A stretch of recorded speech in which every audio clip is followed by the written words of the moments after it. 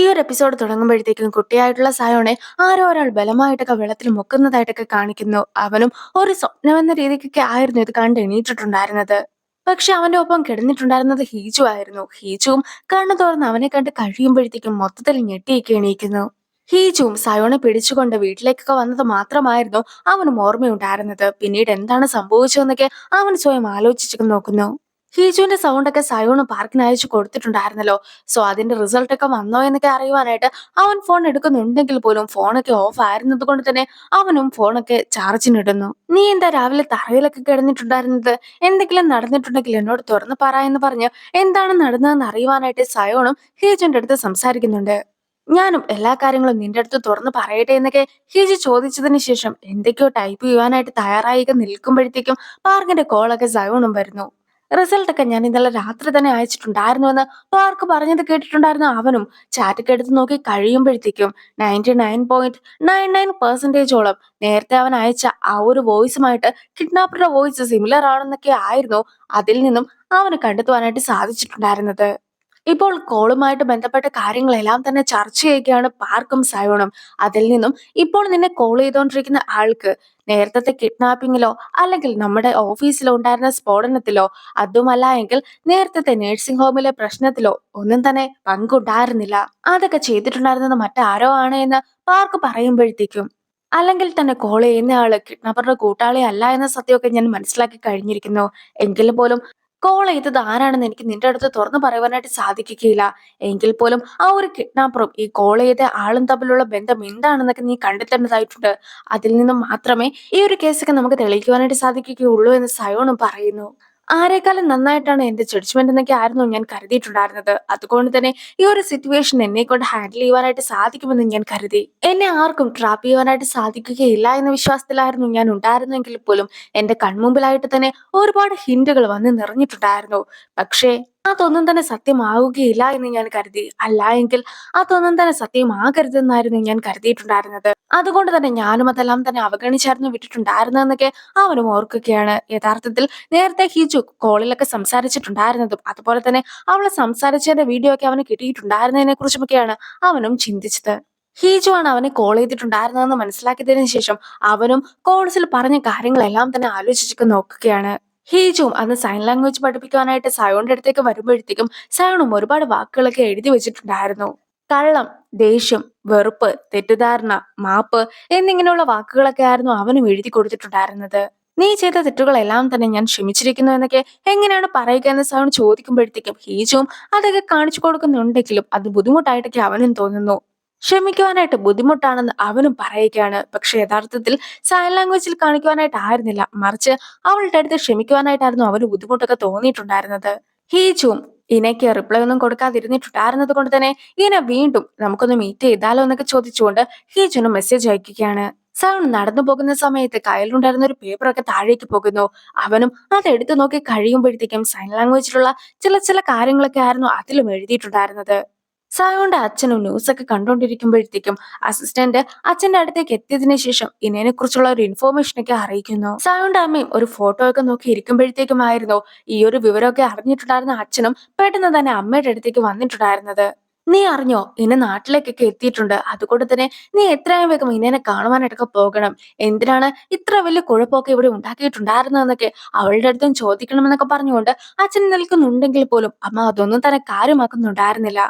അമ്മയും അന്നത്തെ ദിവസത്തിന്റെ പ്രത്യേകതയെക്കുറിച്ചൊക്കെ പറയുകയായിരുന്നു. മുത്തശ്ശനും ഇന്നത്തെ ദിവസത്തെക്കുറിച്ച് നമ്മൾ ആലോചിക്കുവാൻ പോലും പാടില്ല എന്നൊക്കെ ആയിരുന്നല്ലോ നമ്മുടെ അടുത്ത് പറഞ്ഞിട്ടുണ്ടായിരുന്നത്. അതുകൊണ്ട് തന്നെ ഞാൻ കുറച്ചു നേരം സമാധാനമായിട്ടൊന്ന് മദ്യമൊക്കെ കുടിച്ചോട്ടെ എന്നൊക്കെ അമ്മ ചോദിക്കുമ്പോഴത്തേക്കും 20 വർഷങ്ങൾക്ക് മുമ്പ് നമുക്ക് ഈ ഒരു ദിവസമായിരുന്നു ശരിക്കും ഫ്രീഡം എന്താണെന്നൊക്കെ മനസ്സിലാക്കുവാനായിട്ട് സാധിച്ചിട്ടുണ്ടായിരുന്നത്. അതുകൊണ്ട് തന്നെ നീ ഇങ്ങനെ വിഷമിച്ചിരിക്കേണ്ട യാതൊരു വിധത്തിലുള്ള കാര്യവും ഇല്ല എന്ന് പറഞ്ഞ് അച്ഛനും പോകുന്നു.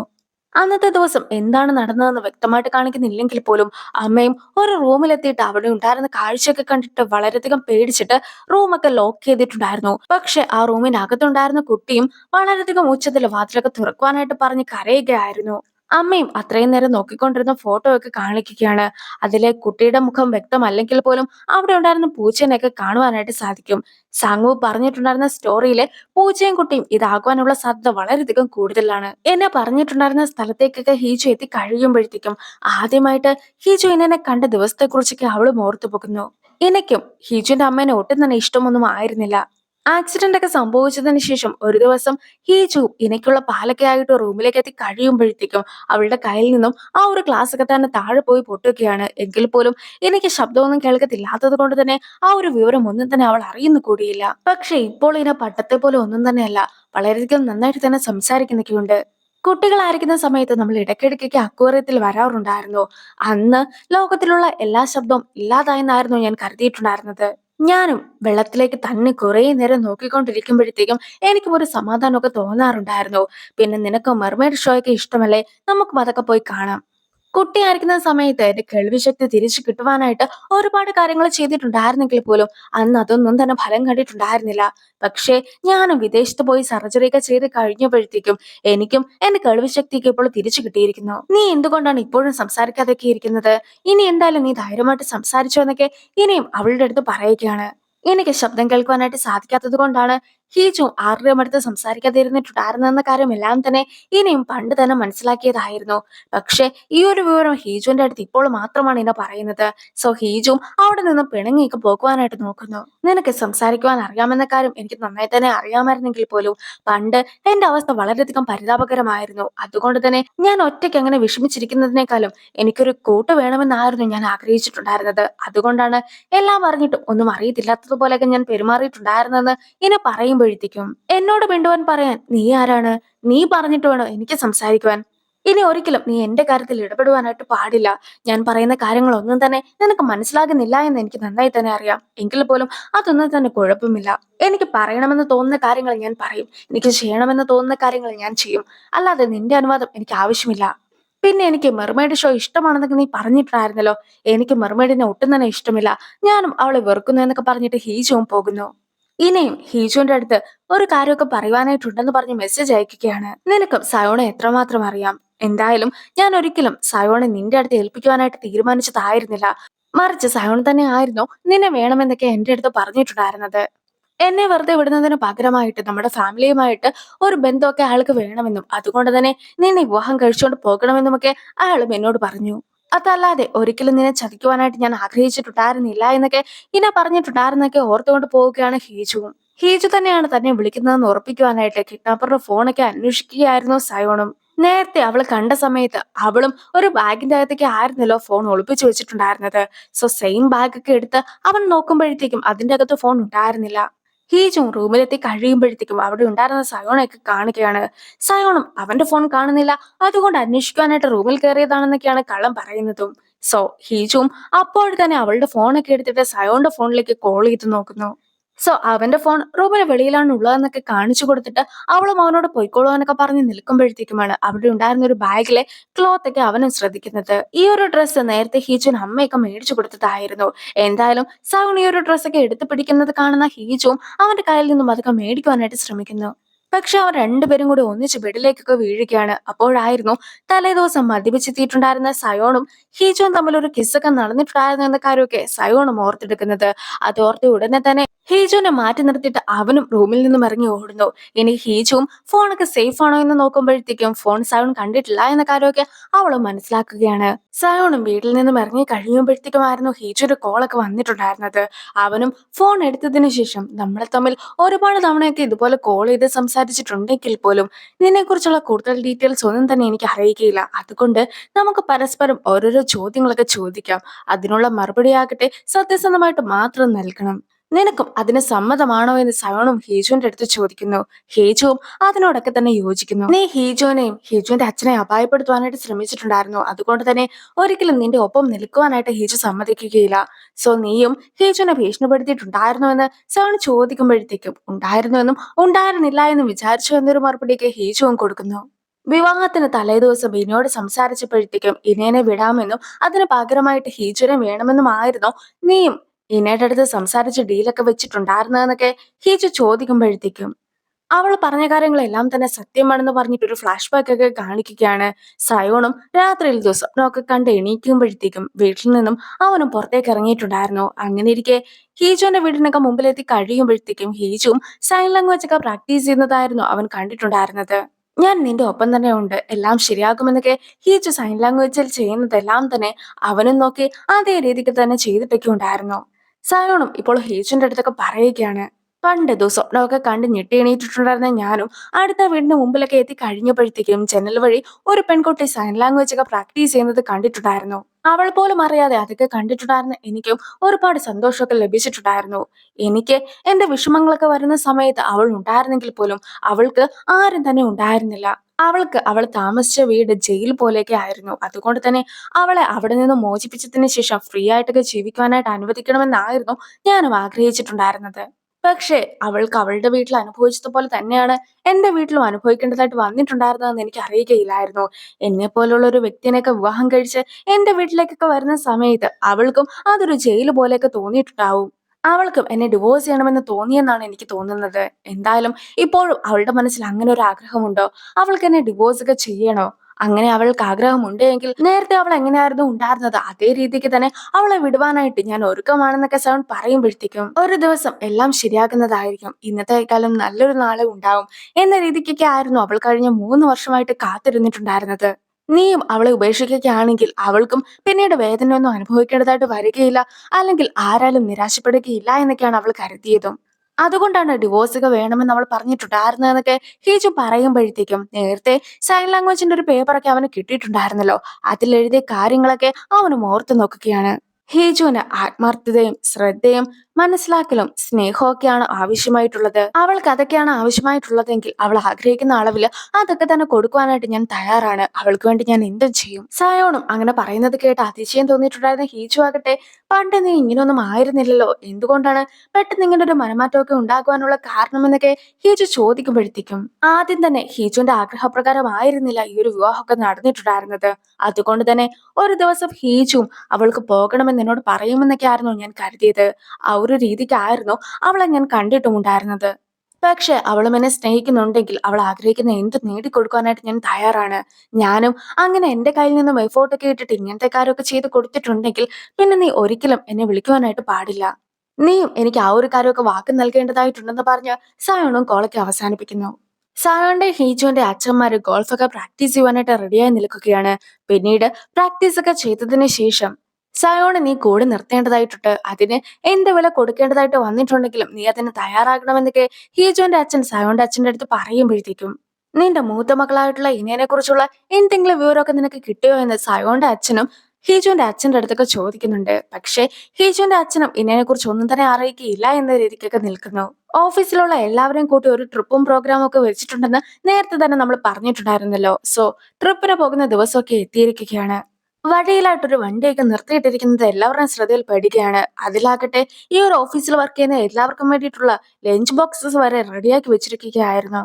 ഈ ലഞ്ച് ബോക്സ് ഒക്കെ ആരായിരിക്കും തയ്യാറാക്കിയിട്ടുണ്ടായിരുന്നതെന്നുള്ള ചിന്തയിലായിരുന്നു എല്ലാവരും തന്നെ ഉണ്ടായിരുന്നത്. പക്ഷെ യഥാർത്ഥത്തിൽ ഹീജുവിനെ ഇംപ്രസ് ചെയ്യിക്കുവാനായിട്ട് സയോൺ ചെയ്യുന്ന കാര്യങ്ങളിൽ ഒന്നായിരുന്നു ഇത്. പക്ഷെ ഹീജുവിന് തന്നെയായിട്ട് ലഞ്ച് ബോക്സ് ഒന്നും തയ്യാറാക്കി കൊടുക്കുന്നത് അത്ര ശരിയല്ലല്ലോ. അതുകൊണ്ടാണ് അവൻ എല്ലാവർക്കും വേണ്ടിയുള്ള ലഞ്ച് ബോക്സ് ഒക്കെ തയ്യാറാക്കി കൊടുത്തിട്ടുണ്ടായിരുന്നത്. ഹീജുവും ഒരു സീറ്റിലൊക്കെ ഇരുന്നതിന് ശേഷം ബോൺബിനും ഹീജുവിന്റെ അടുത്തുള്ള സീറ്റിലൊക്കെ ഇരുന്നിട്ട് അവൾക്ക് കുടിക്കുവാനായിട്ട് കോഫിയും കൊടുക്കുന്നു. പക്ഷെ അപ്പോഴേക്കും അവിടെ എത്തിയിട്ടുണ്ടായിരുന്ന സയോണും ഇതേ സീറ്റിൽ ഇരിക്കണമെന്ന് വാശി പിടിച്ച് നിൽക്കുകയാണ്. എനിക്ക് ബാക്കിലൊന്നും പോയി ഇരിക്കാനായിട്ട് സാധിക്കുകയില്ല, സോ ഫ്രണ്ടിലത്തെ സീറ്റ് തന്നെ വേണമെന്ന് അവൻ വാശി പിടിക്കുമ്പോഴത്തേക്കും ഇവരിയ്ക്കുന്നതിന് മുമ്പിലുള്ള സീറ്റൊക്കെ വോൺബിന് കാണിച്ചു കൊടുക്കുന്നുണ്ടെങ്കിൽ പോലും അവിടെ ലഗേജ് ഒക്കെ വെച്ചതിന് ശേഷം വോൺബിന് ഇരിക്കുന്ന അതേ സീറ്റിൽ തന്നെ ഇരിക്കണമെന്ന് പറയുകയാണ് സയോണും. സോ വോൺബിന് മാറിക്കൊടുക്കുന്നു. പിന്നെ വോൺബിൻ കൊടുത്ത കോഫിയൊക്കെ വലിച്ചെറിഞ്ഞതിന് ശേഷം അവൾക്ക് കുടിക്കുവാനായിട്ട് ജ്യൂസ് കൊടുക്കുകയാണ് അവനും. ഓർഫനേജിലെ കുറച്ച് കുട്ടികളൊക്കെ മിസ്സിംഗ് ആയതിനെ കുറിച്ച് സംഗുവും യൂറിയുടെ അടുത്ത് പറഞ്ഞിട്ടുണ്ടായിരുന്നല്ലോ. യൂറിയും ആ ഒരു വിവരമൊക്കെ പോലീസിനെ അറിയിക്കുന്നുണ്ടെങ്കിലും ഈ ഒരു കാര്യത്തിൽ പ്രൂഫോ അല്ലെങ്കിൽ സാക്ഷികളോ ഇല്ല എന്നൊക്കെ പറഞ്ഞിട്ട് പോലീസും അതിനൊക്കെ അവഗണിച്ചു വിടുകയാണ്. മാത്രമല്ല ഇവർ രണ്ടുപേരും കൂടി ചേർന്നിട്ട് ഒരുപാട് സാധനങ്ങളൊക്കെ മേടിച്ചിട്ട് ഓർഫനേജിൽ ചെന്ന് അവിടുത്തെ കുട്ടികൾക്കൊക്കെ അത് നൽകുന്നു. ഒരു കുട്ടി യൂറിയുടെ അടുത്ത് വന്നിട്ട് നീ സാങ്കുവിന്റെ ഗേൾഫ്രണ്ട് ആണോ, അങ്ങനെയാണെങ്കിൽ നീ തീർച്ചയായും ഇത് കണ്ടിരിക്കണമെന്നൊക്കെ പറഞ്ഞിട്ട് സാങ്കുവിന്റെ ഫോട്ടോസ് ഒക്കെ അടങ്ങുന്ന ഒരു ആൽബമൊക്കെ യൂറിക്കും കാണിച്ചു കൊടുക്കുകയാണ്. സാങ്ങുവും യൂറിയുടെ കയ്യിൽ നിന്നും ആൽബം ഒക്കെ തട്ടി പറിക്കുമ്പോഴത്തേക്കും അതിനകത്തുണ്ടായിരുന്ന ഒരു ഫോട്ടോയൊക്കെ അവനും ശ്രദ്ധിക്കുന്നു. വർഷങ്ങൾക്ക് മുമ്പ് എടുത്തൊരു ഫോട്ടോ ആയിരുന്നു അത്. സാങ്ങുവും മൂന്ന് കുട്ടികളുടെ പേരും അവർക്ക് എന്താണ് ഇഷ്ടമെന്നും എടുത്തു പറഞ്ഞതിന് ശേഷം ഇവരായിരുന്നു മിസ്സിംഗ് ആയിട്ടുണ്ടായിരുന്ന കുട്ടികൾ എന്നൊക്കെ പറയുമ്പോഴത്തേക്കും അവിടെ ഉണ്ടായിരുന്ന സിസ്റ്ററും ശരിക്കും മൂന്ന് കുട്ടികളായിരുന്നില്ല, മറിച്ച് നാല് കുട്ടികളായിരുന്നു മിസ്സിംഗ് ആയിട്ടുണ്ടായിരുന്നതെന്നൊക്കെ പറഞ്ഞിട്ട് ട്വിൻ ബ്രദേഴ്സിനെയൊക്കെ കാണിച്ചിട്ട് അതിൽ ഒരു കുട്ടി കൂടി മിസ്സിംഗ് ആയിരുന്നു എന്നൊക്കെ സിസ്റ്ററും ഉറപ്പിച്ചു പറയുകയാണ്. അങ്ങനെ ഇരിക്കെ ഇന്ന് തന്നെ കാര്യങ്ങൾ നടത്താമെന്ന് പറഞ്ഞിട്ട് കിഡ്നാപ്പർക്കും ഒരു മെസ്സേജ് ഒക്കെ വരുന്നു. യാത്ര ചെയ്യുന്നതിനിടയ്ക്ക് ഹീജോം സയോണിന്റെ തോളിലേക്കൊക്കെ ഉറങ്ങി വീഴുന്നു. സയോണും അവളുടെ മുഖത്തേക്ക് സൂര്യപ്രകാശമൊന്നും അടിക്കാതിരിക്കുവാനായിട്ട് കൈ കൊണ്ട് അതൊക്കെ തടയുവാനായിട്ട് ശ്രമിക്കുന്നുണ്ട്. അങ്ങനെ ഇരിക്കെ ആയിരുന്നു പെട്ടെന്ന് തന്നെ കാങ്ങിന്റെ ഫോണൊക്കെ ബെല്ലടിച്ചിട്ടുണ്ടായിരുന്നത്. സോ കാങ്ങും ഇതൊന്നും തന്നെ കാണാതിരിക്കുവാനായിട്ട് ഹീജുനെ അവനും തട്ടി എണീപ്പിക്കുന്നുണ്ട്. കാങ്ങും വൈഫിന് വേണ്ടിയിട്ട് ചെറിയൊരു ലവ് സോങ് ഒക്കെ പാടിയിട്ട് അതിന്റെ ആക്ഷൻസ് ഒക്കെ കാണിക്കുന്നത് സയോണും കാണുന്നു. സോ ഇതൊക്കെ എങ്ങനെയാണ് ചെയ്യുന്നതെന്ന് കാങ്ങിന്റെ അടുത്ത് സൺ ചോദിക്കുമ്പോഴത്തേക്കും കാങ്ങും അതൊക്കെ പറഞ്ഞു കൊടുക്കുന്നു. കാങ്ങിന്റെ വിവാഹമൊക്കെ കഴിഞ്ഞിട്ട് 10 വർഷമായിട്ടുണ്ടെങ്കിൽ പോലും ഇപ്പോഴും കഴിഞ്ഞ ദിവസം വിവാഹം നടന്നതുപോലെയൊക്കെയാണ് കാങ്ങിനും തോന്നുന്നത്. എന്തായാലും അവളുടെ കൂടെയുള്ള സമയത്താണ് നമ്മൾ അവളെ സ്നേഹിക്കുന്നുണ്ടേന്നും അവളെ മിസ് ചെയ്യുന്നുണ്ടേന്നും അവളുടെ അടുത്ത് നന്ദി ഉണ്ടേന്നും ഒക്കെ പറയേണ്ടത്. അതല്ലാതെ ഇതെല്ലാം തന്നെ മനസ്സിൽ വെച്ചിട്ട് എന്ത് ചെയ്യുവാനാണെന്നൊക്കെ കാങ്ങും ചോദിക്കുന്നു. അടുത്തതായിട്ട് അവരും ഒരു സ്ഥലത്തേക്ക് എത്തിയിരിക്കുകയാണ്. അതുകൊണ്ട് തന്നെ അവിടെ വെച്ച് സ്പോർട്സിന്റെ ഗെയിംസ് ഒക്കെ കളിക്കാമെന്നാണ് അവർ തീരുമാനിച്ചിട്ടുള്ളത്. സ്പോക്സ് പേഴ്സൺസ് എല്ലാവരും കൂടി ചേർന്നിട്ട് ഒരു ടീം, ഇന്റർപ്രിട്ടേഴ്സ് എല്ലാവരും കൂടി ചേർന്നിട്ട് ഒരു ടീം, അങ്ങനത്തെ രീതിക്കൊക്കെ നമുക്ക് ഗെയിം കളിച്ചാലോ എന്ന് കാങ് ചോദിക്കുമ്പോഴത്തേക്കും വോൺബിനും ഹേജോന്റെ പേരായിട്ട് നിൽക്കുവാനായിട്ട് തയ്യാറാണെന്നൊക്കെ പറഞ്ഞു വരുന്നു. പക്ഷെ സയോൺ അത് ഇഷ്ടപ്പെടുന്നില്ല. അതുകൊണ്ട് തന്നെ എല്ലാവരും ഒന്നിച്ചു നിൽക്കുവാനായിട്ടല്ല നമ്മൾ ഈ ഗെയിം ഒക്കെ കളിക്കുന്നത്. അതുകൊണ്ട് തന്നെ അതിന്റെ അകത്ത് വേർതിരിവിന്റെ യാതൊരു വിധത്തിലുള്ള ആവശ്യമില്ല എന്ന് പറഞ്ഞിട്ട് ഹേജോന്റെ ഒപ്പം ടീം കൂടുവാനായിട്ടാണ് അവനും ചെല്ലുന്നത്. അതുപോലെ തന്നെ മത്സരത്തിൽ വിജയിക്കുന്ന ആൾക്കാർക്ക് എന്ത് സമ്മാനം വേണമെന്ന് അവർക്ക് തന്നെ തീരുമാനിക്കാമെന്ന് കൂടി സൗൺ പറയുകയാണ്. ആദ്യമായിട്ട് റോപ്പ് ജംപ് ചലഞ്ച് ആണ് നടത്തുന്നത്. അതില് റോപ്പൊക്കെ ഇങ്ങനെ കറക്കിക്കൊണ്ടേയിരിക്കും. രണ്ടുപേര് ഇതിൽ ചാടിക്കൊണ്ടേയിരിക്കണം. സോ ആദ്യം ഒരാൾ വരണം, പിന്നീട് മറ്റൊരാൾ വരണം. ഇവർ രണ്ടുപേരും കൂടി ചേർന്നിട്ട് എത്ര തവണ കറക്റ്റ് ആയിട്ടൊക്കെ ചാടുന്നോ, അതായത് റോപ്പ് കാലിൽ തട്ടാതെ ചാടുന്നോ അതനുസരിച്ചായിരിക്കും കൗണ്ട് ഒക്കെ വരിക. ആദ്യമായിട്ട് പാർക്കും മറ്റൊരു പെൺകുട്ടിയും കൂടിയാണ് ഇതൊക്കെ ചെയ്തു നോക്കുന്നത്. അവർക്കും നല്ലൊരു സ്കോർ ഒക്കെ കിട്ടുന്നു. രണ്ടാമതായിട്ട് സയോൺ ആയിരുന്നു ഞാൻ ആദ്യം പോകാമെന്നൊക്കെ പറഞ്ഞിട്ട് വലിയ കാര്യത്തിന് പോയിട്ടുണ്ടായിരുന്നത്. കുറെ തവണ റോപ്പൊക്കെ കറക്കി കഴിയുമ്പോഴത്തേക്കുമാണ് അവൻ ഓരോ ചാട്ടമൊക്കെ ചാടുന്നതെങ്കിൽ പോലും കറക്റ്റായിട്ട് ചാടുവാൻ സാധിക്കാതെ അവനും ഫെയിൽ ആയി പോകുന്നു. അടുത്ത റൗണ്ടിൽ പാർക്കും ആ പെൺകുട്ടിയും കൂടി ഒന്നിച്ച് സ്കോറൊക്കെ കൂടുതലായിട്ട് കൂട്ടുന്നുണ്ട്. അങ്ങനെ ഇരിക്കെ ഇത്തവണ ഞാൻ എന്റെ ട്രിക്കൊക്കെ തന്നെ മനസ്സിലാക്കിയിരിക്കുന്നു, ഞാൻ നന്നായി തന്നെ ചെയ്യുമെന്നൊക്കെ പറഞ്ഞുകൊണ്ട് സൗണ്ട് നിൽക്കുന്നുണ്ടെങ്കിൽ പോലും ഹീജു ആണ് ആദ്യം പോകുവാനായിട്ട് തയ്യാറാകുന്നത്. അവളും ആ ഒരു റോപ്പിലൊക്കെ കൃത്യമായി തന്നെ ചാടുന്നുണ്ടെങ്കിൽ പോലും സയോണോട് കൂടി വരുവാനായിട്ട് പറയുമ്പോഴത്തേക്കും അവനും ഒരു സ്റ്റാർട്ടിംഗ് ട്രബിൾ ഒക്കെ ആയിട്ട് നിൽക്കുകയായിരുന്നു. എങ്കിൽ പോലും ഹീജോന്റെ സപ്പോർട്ട് കാരണമാണ് അവനും ആ ഒരു മത്സരത്തിൽ പങ്കെടുക്കുകയും വിജയിക്കുകയും ചെയ്യുന്നത്. ട്വിൻസിൽ നിന്നും ഒരാൾ മിസ്സിംഗ് ഒക്കെ ആയിരുന്നല്ലോ. അതുകൊണ്ട് തന്നെ ആ ഒരു ബ്രദർ ഉറപ്പായിട്ടും സഹോദരന് വേണ്ടി കാത്തിരിക്കുന്നുണ്ടാവും. നമ്മളും അയാളെ കണ്ടുപിടിക്കുകയാണെങ്കിൽ കുട്ടികൾ മിസ്സിംഗ് ആയതിനെ കുറിച്ചുള്ള എന്തെങ്കിലും ഡീറ്റെയിൽസ് ഒക്കെ അയാളിൽ നിന്നും കണ്ടെത്തുവാനായിട്ട് സാധിക്കുമെന്നൊക്കെയാണ് സംഘവും വിശ്വസിക്കുന്നത്. പക്ഷേ ആ ഒരു ട്വിൻസിലെ ബ്രദർ എവിടെയാണ് ഉള്ളതെന്നൊന്നും തന്നെ ഇവർക്ക് അറിയിക്കില്ല. അതുകൊണ്ട് തന്നെ നിലവിൽ ഓർഫനേജിൽ നിന്ന് പോയിട്ടുള്ള ബാക്കിയുള്ള ആൾക്കാരുടെ ഡീറ്റെയിൽസ് ഒക്കെ ഉണ്ടല്ലോ, അതൊക്കെ വെച്ചിട്ട് അവരെ ആരെങ്കിലും ഇയാൾ കോണ്ടാക്ട് ചെയ്തിട്ടുണ്ടോ എന്ന് അന്വേഷിക്കാമെന്നാണ് സംഘു പറയുന്നത്. അടുത്തതായിട്ട് രണ്ടുപേരുടെ കാലൊക്കെ കെട്ടിക്കൊണ്ടുള്ള ഒരു ഓട്ട മത്സരമാണ്.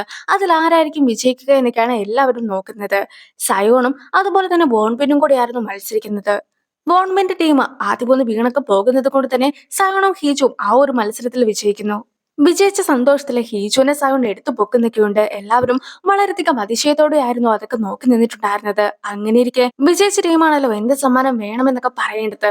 അതുകൊണ്ട് തന്നെ സയോണിന്റെ അടുത്ത് കാങ്ങും എന്ത് സമ്മാനമാണ് ആവശ്യമായിട്ടുള്ളതെന്ന് ചോദിക്കുമ്പോഴത്തേക്കും രണ്ടുപേരും കൂടി ഒന്നിച്ചുള്ള ഒരു ഫോട്ടോയാണ് തനിക്ക് ആവശ്യമെന്നായിരുന്നു സയോൺ പറഞ്ഞിട്ടുണ്ടായിരുന്നത്. സോ സയോണും ഹീജും കൂടി ഒന്നിച്ചു നിന്നൊരു ഫോട്ടോ ഒക്കെ എടുക്കുന്നു. അടുത്തതായിട്ട് എല്ലാവരും കൂടി കൂടിയിട്ട് ഹൈക്കിങ്ങിനൊക്കെ പോവുകയാണ്. ശരിക്കും പറയുകയാണെങ്കിൽ കുറച്ച് നടന്ന് കഴിയുമ്പോൾ തന്നെ ടീമിലുള്ള എല്ലാവരും തന്നെ മടുക്കുന്നുണ്ട്. പക്ഷെ ഹീജോയും സയോണും ആയിരുന്നു ഒട്ടും തന്നെ മടുക്കാതെ മുന്നേയൊക്കെ പോയിട്ടുണ്ടായിരുന്നത്. അതുകൊണ്ട് തന്നെ ടീമിലുള്ള ബാക്കി ആൾക്കാർ അവർ രണ്ടുപേരും തമ്മിലുള്ള കെമിസ്ട്രി ഒക്കെ വളരെ മനോഹരമാണെന്നും മത്സരത്തിലൊക്കെ അത് കണ്ടിട്ടുണ്ടായിരുന്നു എന്നൊക്കെ പറഞ്ഞിട്ട് അവരെ കപ്പിളാക്കുവാനായിട്ടൊക്കെ ശ്രമിക്കുകയാണ്. നിങ്ങൾ സൂക്ഷിച്ചു വേണം സംസാരിക്കുവാൻ. അവൻ വിവാഹമൊക്കെ കഴിഞ്ഞൊരു വ്യക്തിയാണ്. അങ്ങനെ ഇരിക്കെ ഇതുപോലെ ഒന്നും തന്നെ പറയുവാനായിട്ട് പാടില്ല എന്നൊക്കെ കാങ് പറയുമ്പോഴത്തേക്കും കാങ് തന്നെ ആയിരുന്നു ഇന്റർവ്യൂവിന് പങ്കെടുത്ത സമയത്ത് പോലും ഇവർക്കുള്ളിൽ ഒരു സ്പാർക്ക് ഒക്കെ ഉണ്ടായെന്ന് പറഞ്ഞിട്ട് ടീമിനെ വെറുതെ കൊതിപ്പിച്ചിട്ടുണ്ടായിരുന്നത്. അതുകൊണ്ട് തന്നെ ആ ഒരു കാങ്ങിനെ കൂടി ചേർത്ത് കുറ്റം പറയുന്നു.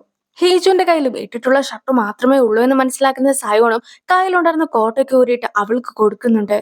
കുറച്ച് കഴിഞ്ഞിട്ടുണ്ടെങ്കിൽ വേർപ്പൊക്കെ ഉണങ്ങും. അപ്പോഴ് നല്ല തണുപ്പും തോന്നും. അതുകൊണ്ട് തന്നെ അപ്പോൾ ഈ കോട്ടൊക്കെ ഇട്ടോ എന്ന് പറഞ്ഞിട്ടായിരുന്നു സയോണും കോട്ട് കൊടുത്തിട്ടുണ്ടായിരുന്നത്. പിന്നീട് ഹീജുവിനെ മലയുടെ മുകളിലൊക്കെ കയറുവാനായിട്ട് സയോണും ഹെൽപ്പ് ചെയ്യുന്നുണ്ട്. അങ്ങനെ ഏറ്റവും ഒടുവിലായിട്ട് വ്യൂ പോയിന്റിലൊക്കെ അവരും എത്തുന്നു.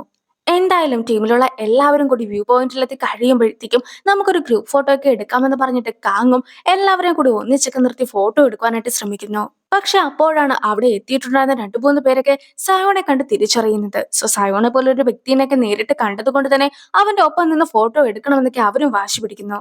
എന്തായാലും എല്ലാവരും കൂടി ഒന്നിച്ച് വ്യൂ പോയിന്റിലൊക്കെ കയറി നിന്ന് കഴിയുമ്പോഴത്തേക്കും എല്ലാവർക്കും നിൽക്കുവാനുള്ള ഇടയൊന്നും അവിടെ ഉണ്ടായിരുന്നില്ല.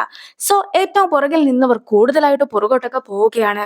ഫോട്ടോ എടുക്കുവാനുള്ള തിരക്കിനിടയ്ക്ക് നിന്നിട്ടുണ്ടായിരുന്ന സയോണും ലേഡി സ്റ്റാഫിന്റെ നിലവിളിയൊക്കെ കേട്ട് കഴിയുമ്പോഴത്തേക്കുമാണ് എന്താണ് കാര്യം എന്നൊക്കെ അന്വേഷിക്കുന്നത്. അപ്പോഴായിരുന്നു ഹീജു ഏറ്റവും അറ്റത്തായിരുന്നു നിന്നിട്ടുണ്ടായിരുന്നത്. പെട്ടെന്ന് അവൾ താഴേക്കൊക്കെ വീണു പോകുകയായിരുന്നു എന്നൊക്കെ ലേഡി സ്റ്റാഫും അറിയിക്കുന്നത്. സയോണും അപ്പോൾ തന്നെ ഹീജുവിന്റെ പേരൊക്കെ ഉറക്കെ വിളിച്ച് പറയുന്നുണ്ട്. പക്ഷേ താഴെ നിന്ന് ഒരനക്കം പോലും അവർ കേൾക്കുന്നില്ല. അങ്ങനെ ഇരിക്കെ ഫയർ ആൻഡ് സേഫ്റ്റിയുടെ ആൾക്കാർ എല്ലാവരും കൂടി വന്നിട്ട് ഹീജുവിന് വേണ്ടിയുള്ള അന്വേഷണവും നടത്തുന്നു. നടന്ന കാര്യങ്ങൾ എന്താണെന്നൊക്കെ ഓഫീസേഴ്സും ബാക്കിയുള്ള ആൾക്കാരുടെ അടുത്തൊക്കെ ചോദിച്ചറിയുന്നുണ്ട്. മാത്രമല്ല അവരും ഡ്രോണൊക്കെ പറത്തിയിട്ട് താഴെ ആരെങ്കിലും നിൽപ്പുണ്ടോ എന്നൊക്കെ അന്വേഷിക്കുകയും ചെയ്യുന്നു. ഈ ഒരു ഓഫീസേഴ്സ് ഒക്കെ വരുന്നതിന് മുമ്പായിട്ട് തന്നെ സയോണും സ്വന്തമായിട്ടുള്ള രീതിക്ക് താഴേക്കൊക്കെ ഇറങ്ങി അന്വേഷിച്ചിട്ടുണ്ടായിരുന്നു. പക്ഷേ യേശുവിനെ കുറിച്ചുള്ള ഒരു വിവരവും കിട്ടാതെ അവനും ഇപ്പോൾ മുകളിലേക്കൊക്കെ കയറി വരികയാണ്. അവനും താഴെ ഇറങ്ങി പോയ സമയത്ത് അവിടെ ഒരു മരമൊക്കെ ഒടിഞ്ഞു കിടക്കുന്നത് കണ്ടിട്ടുണ്ടായിരുന്നു. സോ അവളും ആ ഒരു മരത്തേലൊക്കെ തട്ടിയായിരിക്കും വീണിട്ടുണ്ടാവുക എന്നൊരു സംശയത്തിലാണ് സയോണും ഉള്ളത്.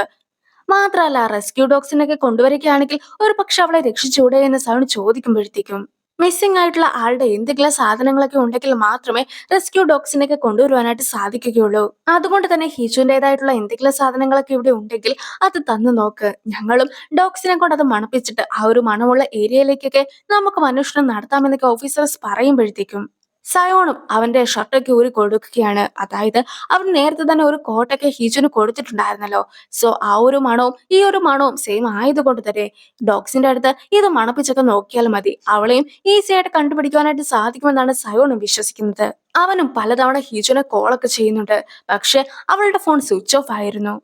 അപ്പോൾ തന്നെ സന്ധ്യയായിട്ടുണ്ടായിരുന്നു. പിന്നീടും രാത്രിയൊക്കെ ആയി കഴിയുമ്പോഴത്തേക്കുമാണ് ഹീജുവിനും ബോധം വരുന്നത്. അവൾക്ക് നല്ല രീതിക്ക് പരിക്കൊക്കെ പറ്റിയിട്ടുണ്ടായിരുന്നു. പക്ഷേ അവൾ ആ ഒരു സ്ഥലത്ത് നിന്ന് താഴേക്ക് വീണതായിരുന്നില്ല, മറിച്ച് ആരോ ഒരാൾ അവളെ തള്ളിയിട്ടതായിരുന്നു എന്ന കാര്യമൊക്കെ അവൾക്കും ഓർമ്മ വരികയാണ്. അവളുടെ ഫോണൊക്കെ ഉണ്ടായിരുന്നത് പോക്കറ്റിലായിരുന്നു. സോ അവളും ഫോണൊക്കെ എടുത്ത് നോക്കുമ്പോഴത്തേക്കും അതിന്റെ ചില്ല് സഹിതം മുഴുവൻ പൊട്ടിയിട്ട് വർക്കൊന്നും ആകാത്തൊരു കണ്ടീഷനിലായിരുന്നു അത് ഉണ്ടായിരുന്നത്. അങ്ങനെ ഇരിക്കെ അവൾ അവളുടെ ബാഗൊക്കെ എടുത്ത് നോക്കുമ്പോഴത്തേക്കും അതിന്റെ അകത്ത് കിഡ്നാപ്പറുടെ ഫോണൊക്കെ ഉണ്ടായിരുന്നു. അവളും ആ നമ്പറിൽ നിന്നും പോലീസിനെയൊക്കെ കോണ്ടാക്ട് ചെയ്യാനായിട്ട് ശ്രമിക്കുന്നുണ്ട്. പക്ഷെ കോളൊന്നും കണക്ട് ചെയ്യാതെ ഇരിക്കുമ്പോഴത്തേക്കുമാണ് നേരത്തെ കിഡ്നാപ്പറും ഈ ഒരു ഫോണിൽ നിന്നും സയോണെ മാത്രമേ വിളിക്കുവാനായിട്ട് സാധിക്കുകയുള്ളൂ എന്ന കാര്യമൊക്കെ അവളുടെ അടുത്ത് പറഞ്ഞിട്ടുണ്ടായിരുന്നതിനെ കുറിച്ചൊക്കെ അവളും ഓർക്കുന്നത്. ഈ ഒരു സംഭവത്തെ കുറിച്ചൊക്കെ അറിഞ്ഞിട്ട് സയോണിന്റെ ഫോണിലേക്ക് ഒരുപാട് റിപ്പോർട്ടേഴ്സ് ഒക്കെ കോൾ ചെയ്യുകയാണ്. പക്ഷെ അവനും കോളൊക്കെ തെരെ കട്ട് ചെയ്യുന്നത് കണ്ടിട്ടുണ്ടായിരുന്ന ഓഫീസറും എന്നാൽ നിനക്ക് ഫോണൊക്കെ സ്വിച്ച് ഓഫ് ആക്കി വെച്ചൂടെ എന്ന് സയോണിന്റെ അടുത്തും ചോദിക്കുന്നു. പക്ഷേ ഞാനും മറ്റൊരു കോളിന് വേണ്ടി കാത്തിരിക്കുകയാണെന്നായിരുന്നു സയോണിന്റെ മറുപടി. വളരെയധികം തണുപ്പൊക്കെ തോന്നിയിട്ടുണ്ടായിരുന്ന ഹീജും സയോണിന്റെ കോട്ടൊക്കെ എടുത്തിടുന്നു. ആരെങ്കിലും തന്നെ ഇപ്പോൾ അന്വേഷിക്കുന്നുണ്ടാകുമോ എന്നൊക്കെയാണ് അവളും ചിന്തിക്കുന്നത്. പക്ഷെ ഒരു ഡ്രോണിന്റെ ശബ്ദം പോലും അവൾ കേൾക്കുന്നുണ്ടായിരുന്നില്ല. എന്തായാലും ഇപ്പോൾ കയ്യിലുള്ള ഫോണിൽ നിന്നും സയോണെ വിളിക്കുക മാത്രമാണ് ഏക മാർഗം. പക്ഷേ നേരത്തെ തന്നെ സയോണിന്റെ അടുത്ത് സത്യങ്ങളൊക്കെ പറയുകയായിരുന്നെങ്കിൽ തനിക്ക് ഒരിക്കലും ഈ ഒരു അവസ്ഥയൊന്നും വരികയില്ലായിരുന്നു. ഈ ഒരു സമയത്ത് ഇതുപോലെ സയോണെ കോൾ ചെയ്തുകൊണ്ടിരുന്ന ആൾ താനാണെന്നൊക്കെ എങ്ങനെ തുറന്നു പറയുമെന്നൊന്നും തന്നെ അറിയാതെ ഇരിക്കുകയായിരുന്നു ഹീജുവും. ഇതുപോലത്തെ ഒരു സിറ്റുവേഷനിലൊക്കെ ഇരുന്നുകൊണ്ട് ഞാനും കിഡ്നാപ്പറുടെ നമ്പറിൽ നിന്നും കോളൊക്കെ ചെയ്യുകയാണെങ്കിൽ അവൻ ഫോൺ എടുക്കുമായിരിക്കുമോ? എന്തായാലും അവൻ ഫോൺ എടുക്കണമെന്നും എടുക്കരുതെന്നും ഒരുപോലെ ആഗ്രഹിച്ചുകൊണ്ടാണ് ഹീജുവും അവനെ കോൾ ചെയ്യുന്നത്. സയോണും ഹീജുവിന്റെ ഫോണൊക്കെ എടുത്തിട്ട് ഹീജു ആണെന്ന് അറിയാവുന്നത് കൊണ്ട് തന്നെ ഹീജുവിന് ഇപ്പോൾ എങ്ങനെയുണ്ടെന്നൊക്കെ ചോദിക്കുകയാണ് അവനും. ഒരുപക്ഷെ കിഡ്നാപ്പറും ഹീജുവും ഒന്നിച്ചായിരിക്കും ഉണ്ടായിരിക്കുക എന്നൊക്കെ വിചാരിച്ചിട്ടാണ് അവനെ സംസാരിക്കുന്നതെന്നൊക്കെ ഹീജുവും കരുതുന്നു. ഇപ്പോൾ ഹീജു എവിടെയായിട്ടാണ് ഉള്ളത്, നിനക്കും ആ ഒരു ലൊക്കേഷനൊക്കെ പറഞ്ഞു തരുവാനായിട്ട് സാധിക്കുമോ എന്നൊക്കെ സൺ ചോദിക്കുമ്പോഴത്തേക്കും ഹീജുവും ചുറ്റും നോക്കിയിട്ട് ഒരു ഐഡിയയും ഇല്ലാതെ നിൽക്കുന്നു. ഹീജുവിന്റെ ബാഗിൽ ഞാനൊരു ഫസ്റ്റ് എയ്ഡ് കിറ്റൊക്കെ വെച്ചിട്ടുണ്ട്. അതിന്റെ അകത്ത് ഒരു ഫ്ലെയർ ഉണ്ട്. ഹേജുവിന് ബോധമൊക്കെ വരികയാണെങ്കിൽ അവൾ എന്തെങ്കിലും കയ്യിലുണ്ടോ എന്നൊക്കെ അന്വേഷിക്കുമല്ലോ. സോ അങ്ങനെയൊക്കെ അന്വേഷിക്കുകയാണെങ്കിൽ അവളും ഇതൊക്കെ കണ്ടുപിടിക്കുകയില്ല എന്നൊക്കെ അവനും ചോദിക്കുന്നു. അതായത് ഹീജുവിന്റെ അടുത്താണ് താൻ സംസാരിക്കുന്നതെങ്കിൽ പോലും ഹീജു ആ ഒരു വിവരമൊന്നും അറിയാതിരിക്കുവാനായിട്ടാണ് അവൻ ഈ ഒരു രീതിക്കൊക്കെ തന്നെ സംസാരിക്കുന്നത്. ഞാനും ഇപ്പോൾ മരിക്കുന്നതിന് തുല്യമായിട്ട് പേടിച്ചൊക്കെയാണ് ഇരിക്കുന്നത്. നിനക്കും പേടിയൊക്കെ തോന്നുന്നുണ്ടോ എന്നൊക്കെ ഹീജുവിന്റെ അടുത്തും അവന് ചോദിക്കുകയാണ്. ഹീജുവിന് നല്ല രീതിക്കൊക്കെ പേടിയുണ്ടായിരുന്നു. പക്ഷേ അവളും മറുപടി പറയുവാനായിട്ട് മടിച്ചൊക്കെ നിൽക്കുന്നു. മാത്രമല്ല അവളും ബാഗൊക്കെ തുറന്നിട്ട് അതിന്റെ അകത്ത് അവൻ വെച്ചിട്ടുണ്ടായിരുന്ന ഫ്ലെയർ ഒക്കെ കണ്ടെത്തുകയാണ്. ഇപ്പോൾ നല്ല രീതിക്ക് തണുപ്പൊക്കെ കൂടിയിട്ടുണ്ട്. ഞാൻ കൊടുത്തിട്ടുണ്ടായിരുന്ന കോട്ടയ്ക്ക് അവൾ ഇട്ട് കാണുമോ? അവളും താഴേക്കൊക്കെ വീണിട്ട് കുറെ നേരമായില്ലേ. അതുകൊണ്ട് തന്നെ അവൾക്കും കുടിക്കുവാനായിട്ട് വെള്ളത്തിന്റെ ആവശ്യമൊക്കെ ഇല്ലേ എന്നൊക്കെ ചോദിച്ച് ആകെ വിഷമിച്ചിരിക്കുന്ന സയോണും പെട്ടെന്നൊരു ശബ്ദമൊക്കെ കേട്ട് ആകാശത്തേക്ക് നോക്കുകയാണ്. അതായത് സയോൺ കൊടുത്തിട്ടുണ്ടായിരുന്ന ഫ്ലെയർ ഒക്കെ ഇപ്പോൾ അവളും ഉപയോഗിച്ചിരിക്കുന്നു. സോ ആകാശത്തും നല്ല രീതിക്ക് ഒരു വെട്ടമൊക്കെ നിൽക്കുന്നത് കാണുന്ന അവനും ആ ഒരു സൈഡിലേക്കൊക്കെ ഓടിപ്പോവുകയാണ്. എനിക്കും ആ ഒരു വെട്ടമൊക്കെ കാണുവാനായിട്ട് സാധിക്കുന്നുണ്ട്. ഞാനും അതിന്റെ അടുത്തേക്കൊക്കെ ഓടിയെത്തുന്നതായിരിക്കും. ഹീജുവിന്റെ അടുത്തും എനിക്ക് വേണ്ടി കാത്തിരിക്കുവാനായിട്ട് പറയാമോ എന്നൊക്കെ ചോദിച്ചുകൊണ്ട് സയോണും വെട്ടം കണ്ട വശത്തേക്കൊക്കെ ഓടുന്നു. അങ്ങനെ ആ ഒരു സീനൊക്കെ കട്ടായതിനു ശേഷം നേരത്തെ നടന്ന മറ്റൊരു കാര്യമൊക്കെ കാണിക്കുകയാണ്. സയോൺ നേരത്തെ നടന്നു വന്ന സമയത്ത് വണ്ടി ഇടിക്കുവാനായിട്ടൊക്കെ തുടങ്ങിയിട്ടുണ്ടായിരുന്നല്ലോ. അതുകൊണ്ട് തന്നെ അപ്പോൾ അവൻ പറയുവാനായിട്ട് പൂർത്തിയാക്കാത്ത ഒരു കാര്യമൊക്കെ ഹീജുവൻ ചോദിക്കുന്നു. അതായത് ഹീജുവിന്റെ അടുത്ത് സയോണുള്ള ശരിക്കുമുള്ള ഫീലിങ്സ് എന്താണ് എന്ന്. ആ ഒരു ചോദ്യത്തിന് ഞാൻ ഹീജുവിനെ സ്നേഹിക്കുന്നു എന്നൊക്കെ ആയിരുന്നു അവനും മറുപടി കൊടുത്തിട്ടുണ്ടായിരുന്നത്. സോ അതൊക്കെ കേട്ടതിന് ശേഷമായിരുന്നു അവന്റെ ഒപ്പം അവൾ കിടന്നുറങ്ങിയിട്ടൊക്കെ ഉണ്ടായിരുന്നതും. അങ്ങനെയാണ് ഈ ഒരു എപ്പിസോഡ് അവസാനിക്കുന്നത്. അപ്പോൾ അടുത്തൊരു വീഡിയോ ആയിട്ട് ഇത്രയും വേഗം കാണാം. ബൈ.